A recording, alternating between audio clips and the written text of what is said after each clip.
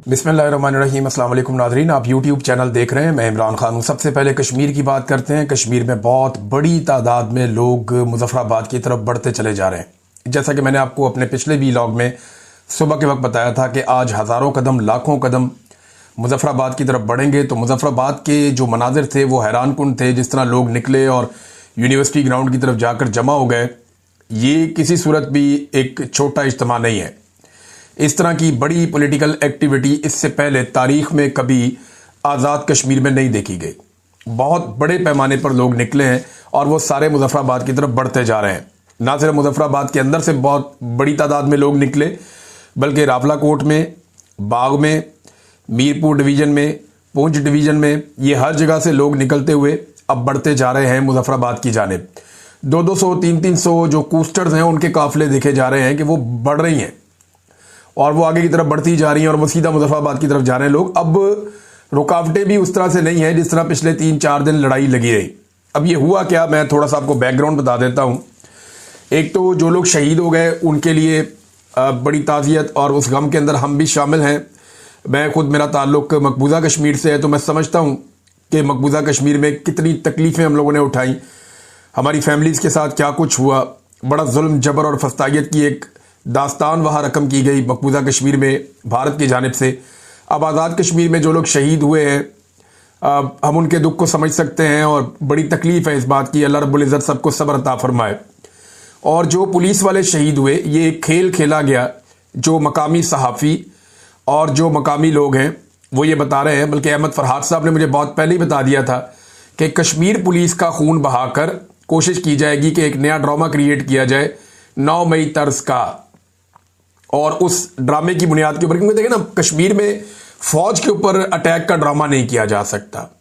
उसकी वजह यह है कि फिर ये इंटरनेशनली पाकिस्तान की बड़ी बेइज्जती हो जाएगी, क्योंकि मकबूजा कश्मीर में भारतीय फौज के खिलाफ कश्मीरी लड़ते हैं और आज़ाद कश्मीर में अगर पाकिस्तानी फौज के खिलाफ कश्मीरी लड़ेंगे तो आलमी सतह पर पाकिस्तान की बहुत सुबकी हो जाएगी, पूरा मुकदमा ही दबरदूस हो जाएगा। लिहाजा यहां पर हमला किस पे करवाया जा सकता था, वो दो ही चीजें थी।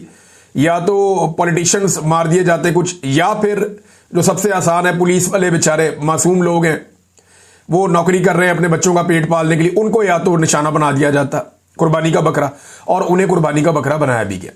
3 पुलिस वाले जाबहक हो गए हैं, शहीद हो गए हैं, और बहुत सारे पुलिस वाले जख्मी भी हो गए हैं।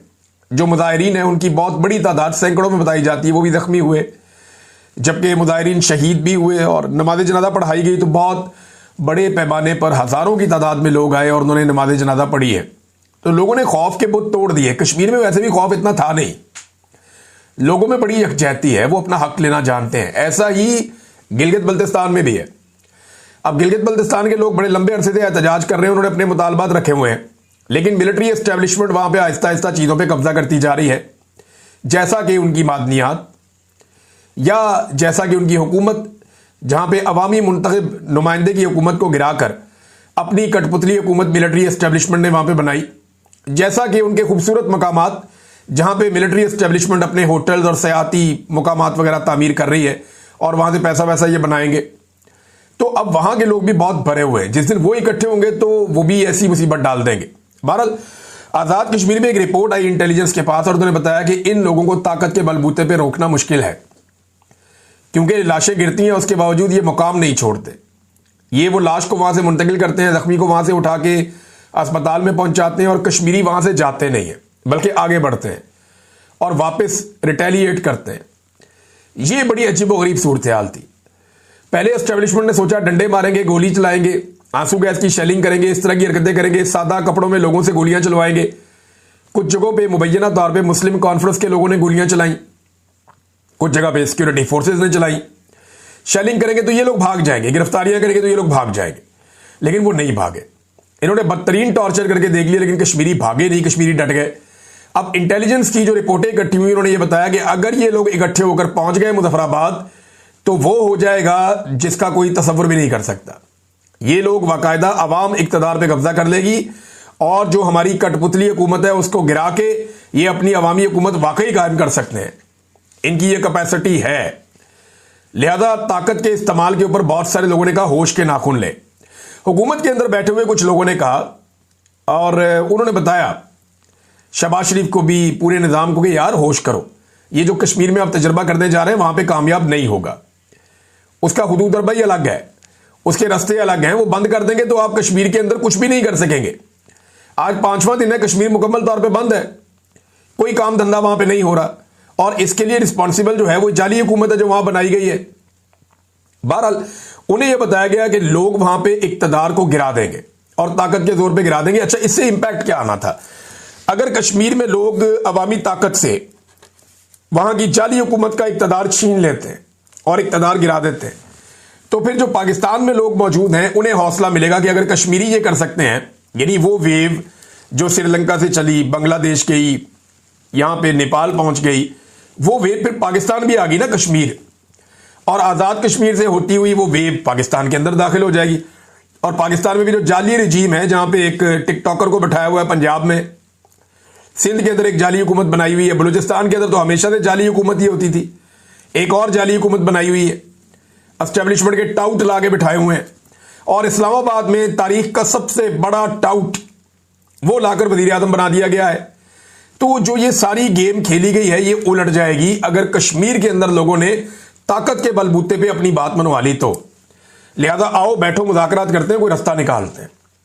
तो फौरी तौर पे वहां पे रवाना किया गया जी, आजाद कश्मीर का वजीर आजम गया है अनवार, ये जाली वजीर आजम है, इसको एस्टेब्लिशमेंट ने बनाया, एजेंसियों ने। और उसके अलावा जो है वो वहां पे राणा सनाउल्ला ये भी गए।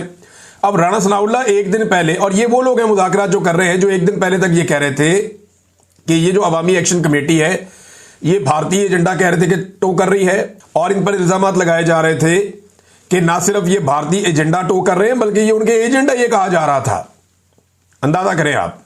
और आज उन्हीं से मुज़ाकरात करने के लिए राणा सनाउल्ला साहब, जो खुद टीवी चैनल्स पे बैठकर कह रहे थे कि ये लोग जो है ये पाकिस्तान के दुश्मन मुल्क भारत के साथ, वो कह रहे थे कि ये मिले हुए हैं, आज उन्हीं के साथ बात करने पे मजबूर हो गए। वजह क्या है कि वो अपनी ताकत के साथ खड़े हो गए, पीछे नहीं हटे। उनके अंदर कोई गंडापुर नहीं था जो लोगों को लेकर वापस चला जाता। वो खड़े हो गए, उन्होंने कहा नहीं जी इधर ही डट के खड़े हैं, इधर ही मरेंगे। अगर गंडापुर की जगह उस दिन या उस रात इमरान खान की अहलिया अकेली होती ना लोगों के साथ, तो पाकिस्तान में हालात मुख्तलिफ होते। लेकिन चले, वो जो होना था वो तो हो गया। अब नाजरीन, मुज़ाकरात के लिए टीमें पहुंच रही हैं। मुज़ाकरात के लिए 3 शराइत रख दी आज़ाद कश्मीर के शहरियों ने। 3 शराइत जो आज़ाद कश्मीर के लोगों ने रखी हैं ये मुज़ाकरात शुरू करने के लिए, ये सिर्फ मुज़ाकरात शुरू करने के लिए, मुज़ाकरात उसके बाद होंगे और मुज़ाकरात के अंदर वो बाकी चीज़ें सामने रखेंगे। मुज़ाकरात के लिए जो 3 इब्तदाई शराइत रखी हैं अवामी एक्शन कमेटी ने आज़ाद कश्मीर में, क्योंकि ये राणा सनाउल्ला वगैरह गए मुज़ाकरात करना चाहते हैं, उनमें पहली शर्त यह है कि मुहाजिरीन की 12 सीटें फौरी ख़त्म की जाएं। ये जो एक खेल एस्टेब्लिशमेंट ने खेला हुआ है कि अपने बंदे लाके बिठा देते हैं और उनके जरिए से इक़्तिदार को कंट्रोल करते हैं, आज़ाद कश्मीर में हुकूमत को कठपुतली बनाकर रख देते हैं।